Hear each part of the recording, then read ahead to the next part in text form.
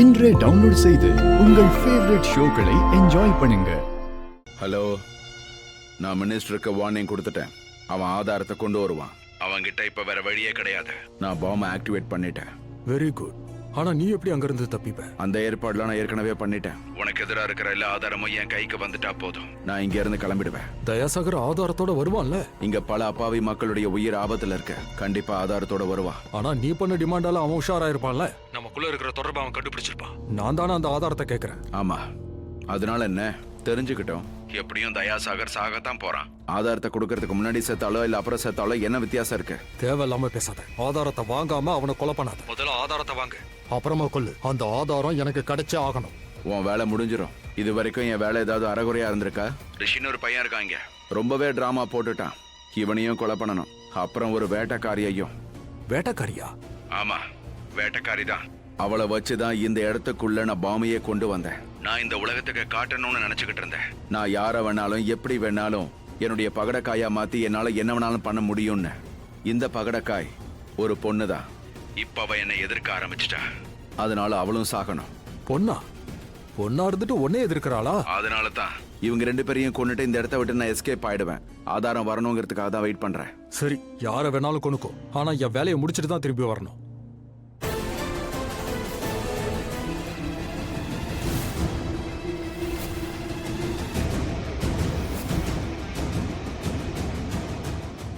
எழுந்து உட்கார். எழுந்துரு.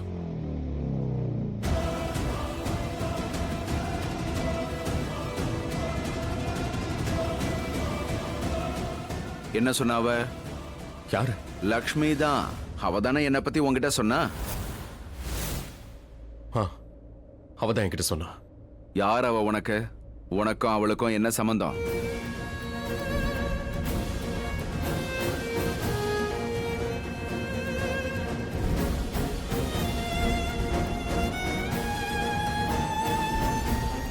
உன்னதான் கேட்டுக்கிட்டு இருக்கேன். அவ உனக்கு யாரு? எல்லாமே. லக்ஷ்மி தான் எனக்கு எல்லாமே. அவ என்னோட மோட்டிவேஷன், என்னோட இன்ஸ்பிரேஷன், என்னோட வாழ்க்கை, என்னோட உயிர், என்னோட காதல். என்னடா சொல்ற நீ? நீ அவளை காதலிக்கிறியா? உனக்கு ஒண்ணு தெரியுமா? லைஃப்ல ஒரே ஒரு தடவை தான் நான் கை தட்டி இருக்கேன். அதுவும் என் ஆளு ஒரே அடியா 50 பேரை துப்பாக்கியால சுட்டு கொன்னப்பதான். இப்ப நீ சொல்றதை கேட்டு கை தட்டுறேன். உன் காதலுக்கு நான் தலை வணங்குறேன்ப்பா. ரொம்ப ஆழமான காதல் தான் உண்டு. ஆனா கடைசியா ஒரு தடவை உனக்கு தலை வணங்குறேன். ஏன்னா நான் இப்ப உன்னையும் உன்னுடைய அந்த காதலையும் கொன்னுடுவேன். ரெண்டு பேரையுமே நான் கொன்னுடுவேன். ஒருவேளை லக்ஷ்மி பக்கம் ஒரு அடி எடுத்து வச்சா கூட உன்னை நடக்கிறதுக்கே லாயக்கு இல்லாதவன ஆக்கிடுவேன். புரியுதா? லக்ஷ்மிக்கு ஏதாவது ஆச்சுன்னா அவ மேல ஒரு சின்ன கீறல் பட்டா கூட அதுக்கப்புறம் உன்னை துடிக்க வச்சு கொல்லுவேன். நீ வாழ்வ. ஆனா ஒவ்வொரு நாளும் ஒவ்வொரு நிமிஷமும் செத்தா போதும் நீ யோசிப்ப. இப்போ உனக்கு எல்லாமே புரிஞ்சிருக்கும். இங்க நடக்கிறது எல்லாமே ஒரே ஒரு மனுஷன் தன்னோட உயிரை காப்பாத்திக்கிறதுக்காக பண்றான். அந்த மனுஷன் தன்னோட உயிரை காப்பாத்திக்க 1000 பேரோட உயிரை பணைய வைக்கிறான். அப்ப அவன் மனுஷன் இல்ல, அரக்க. நான் தான் அவனுக்கு எதிராக நிறைய ஆதாரங்களை திரட்டினேன். அவனுக்கு அது மட்டும் தானே வேணும். அவகிட்ட போய் நான் அதை கொடுத்துறேன். ஆனா சார், நீங்க ஆதாரத்தை கொண்டு போய் கொடுத்தாலும் எதுவும் சரியாக போறது இல்ல. அவங்க உங்களை கொன்னுடுவாங்க தானே? எனக்கு தெரியும். ஆனா உன்னோட உயிர், மத்தவங்க உயிர் எல்லாமே காப்பாற்றப்படணும். அதை மட்டும் நான் வேண்டிக்கிறேன். சார் ப்ளீஸ், நீங்க இப்படி எல்லாம் பேசாதீங்க.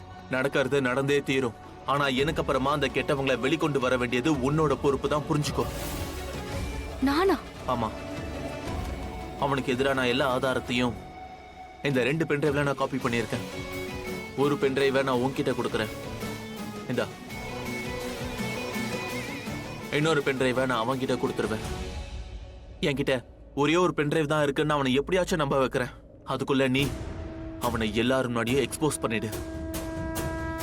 மொத்த உலகத்துக்கு முன்னாடி. அவனோட பேரு? அவனோட பேரு ஜுகாந்தர்.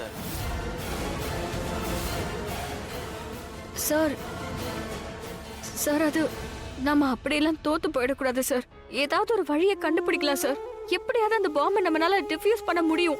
அந்த பாம் டிஃப்யூஸ் ஆகணும்னா அதுக்கு கமாண்டர்ஸும் பாம்பர்ஸும் மந்திராலயத்துக்குள்ள வந்து ஆகணும். அப்படி அவங்க வரலனா அந்த பாம் கண்டிப்பா பிளாஸ்ட் ஆயிடும். ஆனா ஒரு வழி இருக்கு. நான் அவன்கிட்ட போய் இந்த ப்ரூஃப் அவன்கிட்ட கொடுத்துறேன். ஆனா இதை நான் அவன்கிட்ட கொடுக்கறதுக்கு முன்னாடி பாம்பை டிஃப்யூஸ் பண்ணணும்னு சொல்றேன். இல்லைன்னா கொடுக்க முடியாதுன்னு. ஆனா சார், நீங்க அந்த மாதிரி எல்லாம் பண்ணீங்கன்னா அவங்க உங்களை ரொம்ப டார்ச்சர் பண்ணுவாங்களே. இது என்னோட நாடு. என்னுடைய நாட்டு மக்களுக்காக நான் என்னையே பலி கொடுக்க வேண்டியது வந்தா நான் கொஞ்சம் கூட தயங்க மாட்டேன். இந்த உணர்வு இதுக்காகவே நம்ம நாட்டுக்கு உங்களை மாதிரி ஒருத்தர் கண்டிப்பா வேணும். இல்ல, நாம ஏதாவது யோசிக்கலாம். எல்லாருமே சேஃபா இருக்கிற மாதிரி பார்க்கலாம். உங்களுக்கும் எதுவும் ஆக கூடாது. அந்த அந்த தீவிரவாதியும் தோத்து போகணும். உங்களுக்கு தான் 1/2 மணி நேரம் டைம் கொடுத்திருக்காங்கல்ல. நீங்க போங்க. நீங்க போய் இந்த ப்ரூஃப் அவங்க கிட்ட கொடுங்க. அதுக்குள்ள நாங்க வேற ஏதாவது யோசிக்கிறோம்.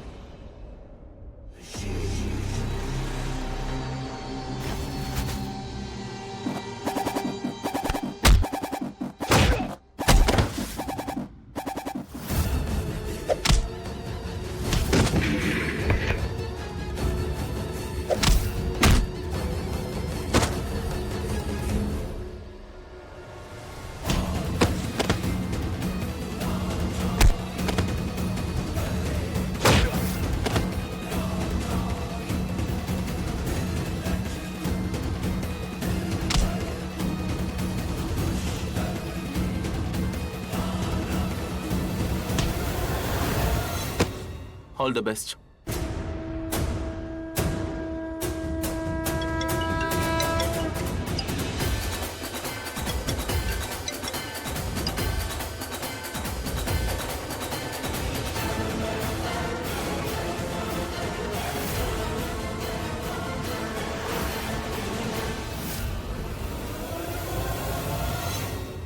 ரிஷி,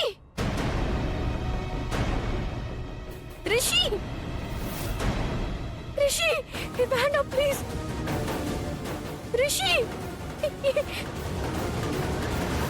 ரிஷி. வணக்கம். மந்திராலயத்துல என்ன நடக்குதுன்னு இதுவரைக்கும் நம்ம யாருக்கும் எதுவும் தெரிய வரல. இதுக்கு முன்னாடி தெரிஞ்ச தகவல் படி மந்திராலயத்துக்குள்ள தீவிரவாதிகள் நுழைஞ்சிருக்காங்க. அவங்க என்ன பண்ண போறாங்க, அவங்க என்ன பண்ணணும்னு நினைக்கிறாங்க, அவங்களோட டிமாண்ட்ஸ் என்ன, இது எதுவுமே இது வரைக்கும் நமக்கு தெரியல.